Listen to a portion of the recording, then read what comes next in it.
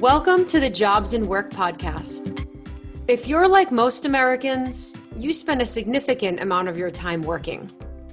In fact, we spend more time at our jobs than anywhere else. But how often do we really talk about work in America? On this podcast, the Work for Change team will. Work for Change, LLC is a team of social scientists, thought leaders, and digital storytellers who dig into the critical issues affecting American workers and workplaces today. Our podcast is co-hosted by Dr. Kendra Jason and myself, Dr. Kris Maycumber. We'll also bring guests onto the show who reflect the diversity of the American workforce. We are so excited for you to join us as we lead the efforts to humanize the workplace by building dignity and equity into jobs, work, and organizations. Please subscribe to the podcast and share us with your friends and family. You can learn more about Work for Change at workforchangellc.com. Welcome back, everyone, to the Jobs and Work podcast. I am your co-host, Kris Maycumber. And I am Kendra Jason. And this is episode 3. And today we have a very special guest. We have Dr. Randolph Taylor with us. Dr. Taylor, or Randolph, is a family and sports medicine physician at WellStar Health System in Atlanta, Georgia. He is a proud graduate of Morris Brown University, served in the U.S. Army, and was honorably discharged as a major in 2013. And so Randolph's going to talk to us today about a lot of things. We're going to start out with a conversation about patient and doctor relationships and how they matter for the care that he can do and how he can do his job. And then who knows where the conversation will go. So we're just going to jump right into it. So thank you for being here, Randolph. Hey, thank both of you guys for having me. I appreciate it. Yeah, so Randolph just got off of work. He got through Atlanta traffic, hit the Zoom to join us on this podcast here. And so, the conversation where I wanted to start, Randolph, is, earlier we were talking about, your job and things that you deal with at work. And, one thing that really struck me was, you talking about patient relationships and how patients talk to or don't talk to their doctors and how and why that matters. So can you start there? I don't know if you want to start with a story or just your general thoughts on why that matters for you. Well, it's important because the physician relationship with their patient can affect a lot of things in their lives, right? Mm-hmm. Family and personal. And what I've come to realize is patients have a more personal relationship with their hairstylist, their barber, or their nail tech than they actually do with their physician. I mean, you actually see on average, patients see me maybe once or twice a year, but they see their hairstylist, nail stylist, barber every 2 weeks, right? Mm-hmm. And that time in that chair in that public setting, they say a lot. And a lot of times the barber or the hairstylist knows that patient very, very well. And ideally, I should know my patient just as well. However, sometimes patients have the perception that we're going to judge them, right? And they tend not to share everything up front with us. And it's one of those things where it's like, yes, ma'am. and work-life balance is key too. That's work-life balance, nice segue. Yep, is important. You're right. She's like, Daddy, what's going on? You just got off work. Why are you still working? Right? Because there's an expectation. So that leads us to expectations, right? So a lot of times patients have an expectation of what they want out of a visit, right? And with Dr. Google, they come in there telling me what their diagnosis is, right? The only hindrance is they can't go get the medicine. They need me to prescribe it. So, but what I want patients to understand is that, we're a team. Right? Yeah. Just like your barber wants your haircut to be the best haircut, I'm here to help you be the best physically and mentally that you can be. And making expectations of when I go to the doctor, I'm going to discuss with him or her my problems so that he or she can help me maintain or improve my health. Instead of, I'm going to go tell him what's wrong with me and he better give me this stuff so I can walk out. Because it's a little bit different these days and age with technology, people think they can just order it up like they order up Chick-fil-A. You know, they tap in the app and they don't even have to walk in. However, that's not quite the case when it comes to medicine. So how does that make you feel as a physician? Is it frustrating? Is it, does it make you angry? I don't know what the right word is, but you know, when someone comes in and they already have their diagnosis printed out from WebMD or you know, they're resistant to what you're telling them because it's not what their expectation is. Right.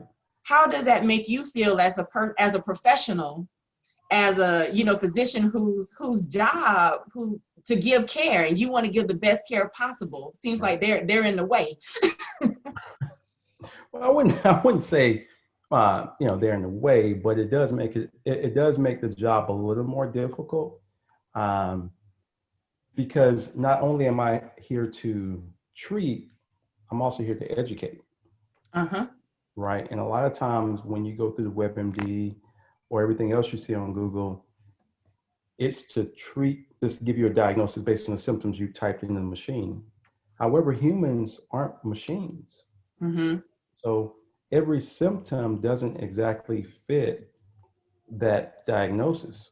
And you may have none of those symptoms, and you need a diagnosis. So it's not algorithmic like that. So as it appears, right? So WebMD, you got this, and this, so you likely got this. And every time you go to WebMD, somebody ends up always having cancer. Like there's always a cancer in the WebMD diagnosis. I'm guilty of that. I've had all different kinds of it. Right, exactly. Which can then lead to anxiety, depression, unnecessarily. Versus you come into the doctor and you give your symptoms, and then the guy who's got or the young lady who's got the years of education can take those symptoms and help form a diagnosis or help prevent whatever you think is going on. So I'm curious, what are you know, given that you do have this really sort of physically intimate interaction, you said like with barbers and hairstylists and other kinds of services, there's more of that like regularity. So there's a familiarity. What do you do to try to build that quick? Like what strategies do you use to kind of get to that familiarity in a really small amount of time? How do you do that? And you made a good buzzword there, time, right? You book your appointment with your barber, your appointment slot's kind of there. You know it's going to be there.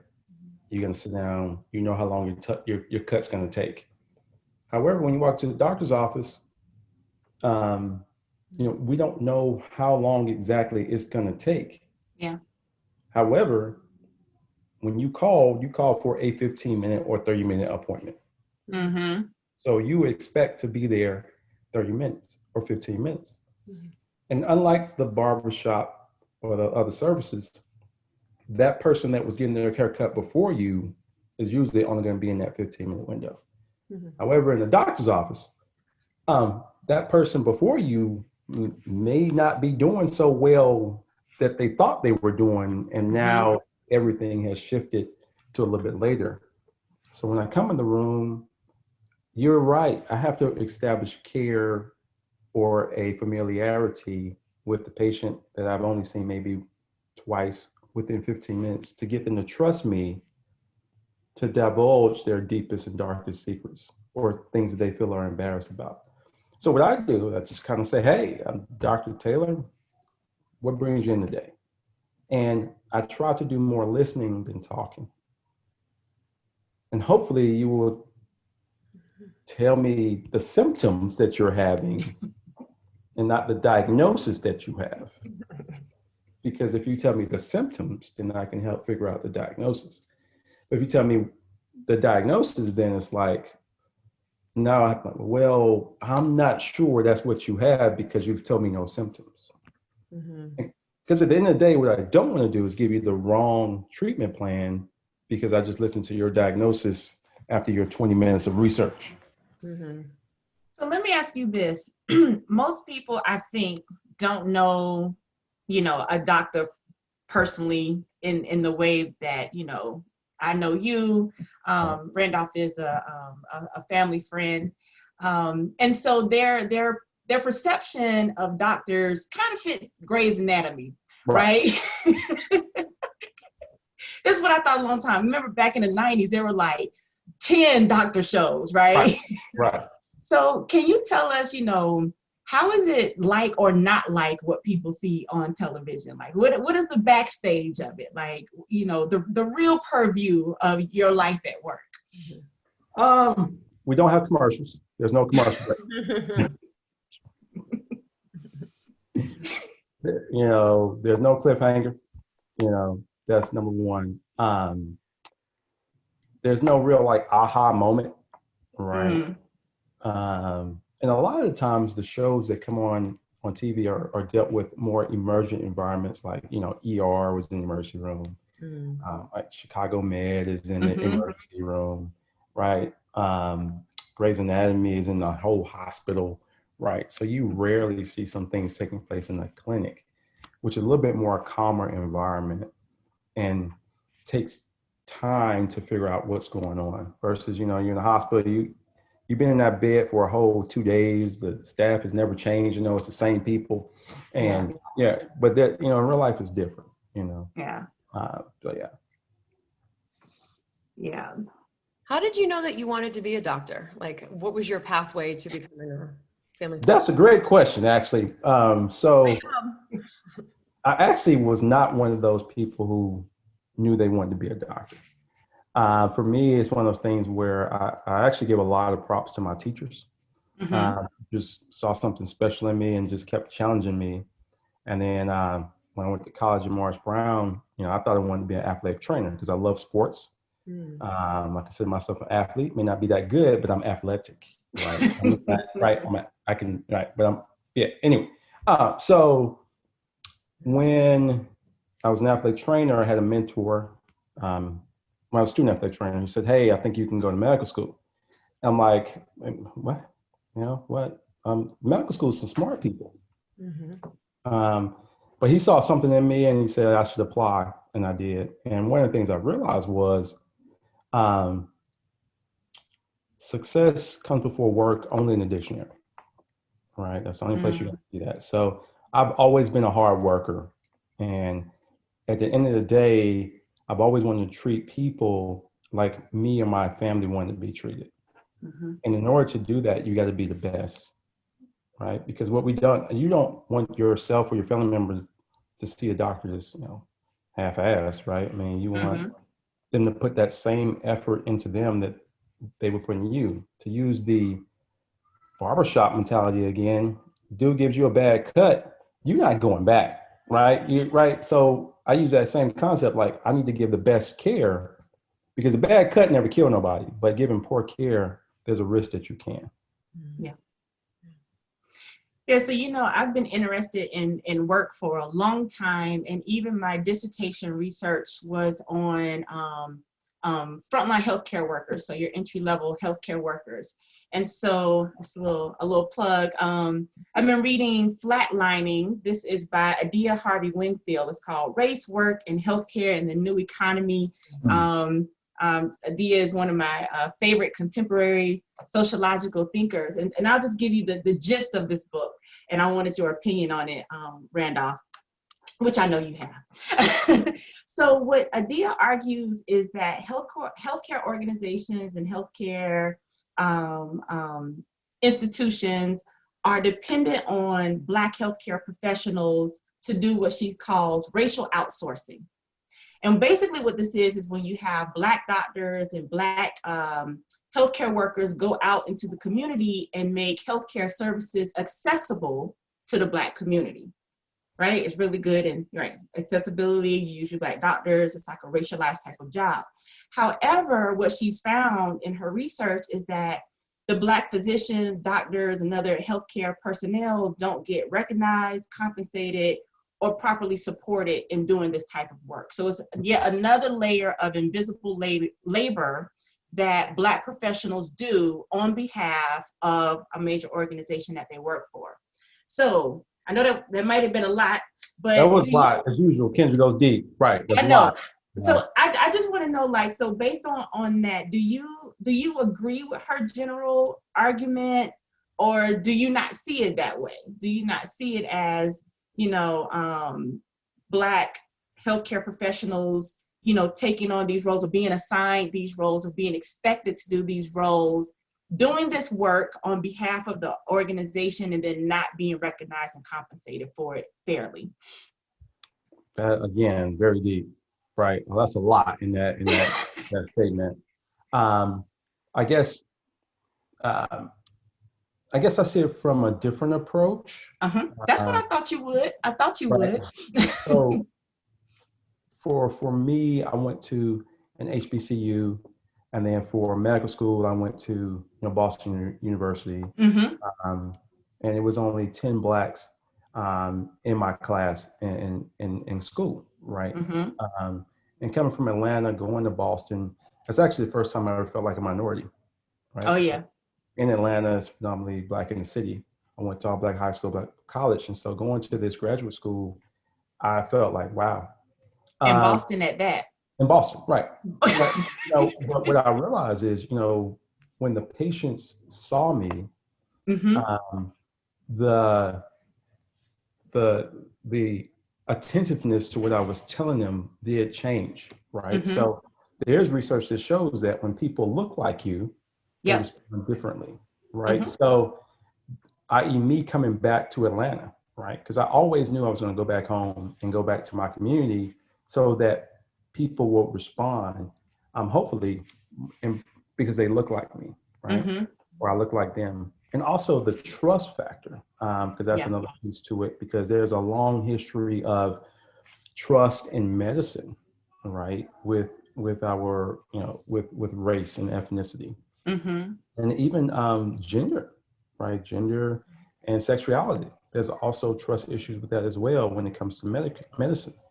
So being able to, come back home and provide care for people that look like me, to help them understand and improve, and also understanding where they came from, right? So it's not just that I'm a Black doctor or healthcare professional and I'm going to go into a Black community and try to help get them the best healthcare. It's also understanding the why they don't have the quality healthcare, or the why they are not practicing appropriate preventive medicine, right? Because it's not just the access to the healthcare, but it's also the knowledge. Right? Because if I have an option of going to the grocery store and feeding my family and getting a 2-liter soda bottle for $1, right? Versus buying some organic juice for $5, which one am I going to choose? Right. As a patient, I mean, as a normal person, based on the income and the family I have to feed. But if I say, hey, I get it, you got to buy that soda, but also let's think about if you don't buy the soda, and that way you don't have to worry about diabetes. How about them options? I mean, I'd say just like that. How about them options? And it's like, well, doc, you got a point. I'm like, yeah, right. So it's helping understand. I get the why you bought it, because it was $1. We can drink on that. But then what about the downstream effects? Oh, that's a good point. So what should I drink? I mean, oh, you can't drink water? I guess I can. Yeah, you can drink water. And water's free. What, can I put some sugar in it? How about some lemon? Yeah.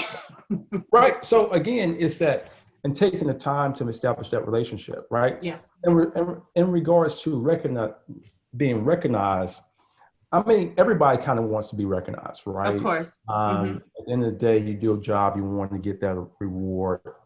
And if I guess if you took the job to educate the community with the expectation to be rewarded, I think that's a problem. That's me. I think you should take the job with the expectation that you're going to have a positive outcome in the community. Because at the end of the day, we all want to do no harm and actually improve our community. So I guess that's why I have an issue with it. Yeah, you should be recognized because everybody does. But I mean, do you throw a tantrum if you're not? Right? Because I guess for me, and I can probably say a lot of my colleagues actually get the joy from seeing somebody's diabetes improve because of the knowledge that they gave them. It's like, man, this guy's A1C or this guy's blood pressure just went down. Yeah. And that actually is going to change the legacy of the family, right? Because our children mimic what we do. Mm-hmm. So if I can change mom and dad's thought process on how they eat and behave, then I may help the junior, right? Mm-hmm. And now we can break this legacy of everybody got sugar in the house, you know? No, we just eat right, right? And what is eating right, right? Because that's also relative. Right. Yeah, it's relative and it's cultural. And what you made me think about too is, often because social mobility is a relatively new position for Black and other minority people, that we often target if we're professionals, our research, our service, our products for the empowerment and betterment of the Black community. Mm-hmm. And so there's that, that sort of, for some people, it's a tug of war, one hand in the community, another hand on job aspirations. Right. And then others have to, sort of have a concession in the middle and say, I'm doing what's fulfilling for me and my community, because you want to see that that generational come up, right. Even if it comes at the sacrifice of, recognition as an individual or rewards as an individual. And of course, those are considerations that often women and people of color have to navigate, and others do not. And so it's a really, really interesting dynamic. Yeah, really. It's tough. I mean, because when I finished medical school, I didn't come right back home. I went to the military and provided care there. And, so we all have our path. But I think the way we were raised and brought up, if you're raised in a certain way, you want to give back and you want to make people behind you better. Yeah. And you want to provide the things, because I have some colleagues that are, I use the LGBTQ community. I mean, they had to suppress who they were, and now in their practice, they make it known that it's a safe place to receive care, because they do the same thing, right? They avoid going to the doctor because they figure they're going to be treated or looked upon a certain way, so they avoid going, and now they end up having negative medical issues. But then when you show that you understand and respect that, now that everybody's all inclusive, right? We all have the same anatomy. We all got a heart, we all got lungs, we all got kidneys, and they can all go bad. Mm-hmm. So let's get in front of somebody to help prevent them from going bad, Mm-hmm. But it's a tough one, especially when you feel that you have to do it, right? Right. Right. So it's like, okay, I'm the only brown or Black person in the room, right? Perfect example is this, the thing that happened with George Floyd and social unrest, right? If you are the lone dark-skinned person in the room, the expectation is you're going to give a lecture. Mm-hmm. And I was like, I just asked to be the one to have to give a lecture because I'm brown and Black. Is that fair to me? Right.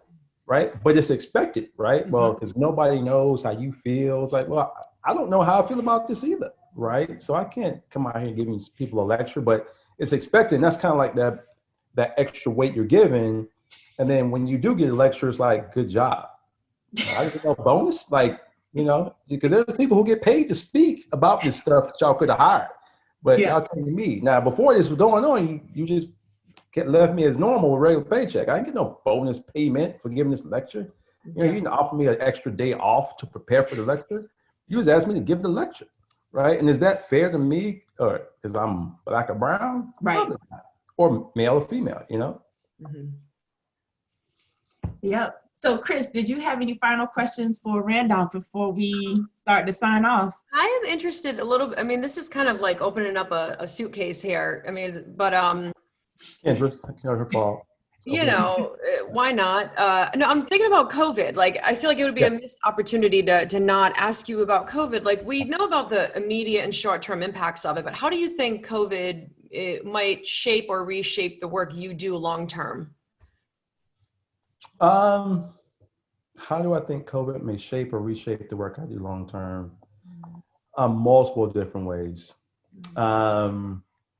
It from the beginning, back when we just only had the flu to worry about. In the office, we would stay masked up from a certain time frame, right? From like November, we wear masks when patients had cough, colds, congestion, right? All the way up until maybe March, because we knew that was the high flu season, and that there's an increased risk of we could catch it, so we maintain a mask during the patient encounter. And now with COVID, man, we're wearing masks the entire time we hit the door, right? And going forward, I don't see that changing a great deal, even with the vaccine, because at the end of the day, the physician's office, there's a risk of exposure. Vaccine or no vaccine, the risk is still there, because as we know, the vaccine helps decrease the risk of contracting COVID or severe COVID symptoms, but it doesn't prevent you from catching it. Right. So I can see healthcare workers, wearing a mask longer term, and that's from the healthcare side, from the worker employee side, but then for the patient side, there, as we learn, may be some other comorbidities or chronic illnesses associated with COVID long term that you're going to be, again, on the healthcare side, expected to know about and help treat. And it's like, well, this thing is evolving daily. So, but the expectation that, I'm a doctor and you should know, right? And so that's going to go for a long period of time. And as we look at, life insurance policies, right? How does that look, right? So you document, I had COVID, and I was like, and I got these chronic issues. How does that look for being insured, right? And then we talk about chronic diseases and, politics and healthcare for all. You toss that in there with COVID, right? So COVID, it may eventually be a chronic disease, right? So how does that look with your premiums when you're trying? So it's, I think, multifactorial besides just, having the COVID, and long term, I think it's going to affect us all, where it becomes something that becomes very common in nature. And I'm a big believer that the vaccine will help decrease, transmission, but it's going to be something that we're going to have to live with. And I know in my office, I mean, you wearing that mask it's tough, right? I mean, I'm in an office setting, so I can only imagine the personnel in the hospital and they got to wear that mask for that 12-hour shift to prevent them from taking it home to their loved ones. And because that's what we're trying to prevent at the end of the day is, we don't want to transmit something to the patient, but at the same time, we don't want to take anything home to our families. Right. Yep. Well, we want to thank Randolph. We promised Randolph that after this very long day at work, that he would have a nice, casual conversation with us. And we asked him about racial outsourcing and the long-term effects of COVID-19. So we didn't hold up our end of the bargain, but he held up his end. Right. But it's my pleasure. Right. No, it's my pleasure. I mean, at the end of the day, it's just helping people realize that, doctors are human too, right? Yeah. So we and when we're in the office, just like when anybody's in their job, they try to be at work, right? But we're human and we do care. We're not trying to rush people, even though that appearance is like 15 minutes and all that stuff, But we want to get a maximum amount of care in the most available time that we have to everybody that we see. Thank you for the work that you do. Thank you. Yeah, thank you so much for the work you do. So the work that Kris and I do, Kris and I, we own a business called Work for Change. You can find us at work4changellc.com. And what we do is we help businesses and organizations and managers what we call humanize the workplace. And it's through education like Dr. Taylor does here. And it's through helping management treat their workers and have a workplace that operates with dignity and respect, no matter what industry that you're in. So find us on Facebook, Twitter, Instagram. We're on all social media platforms. You found us here on YouTube. We appreciate you sitting here listening to Randolph and us. So please like, subscribe, and share so we can work to make the world of work better.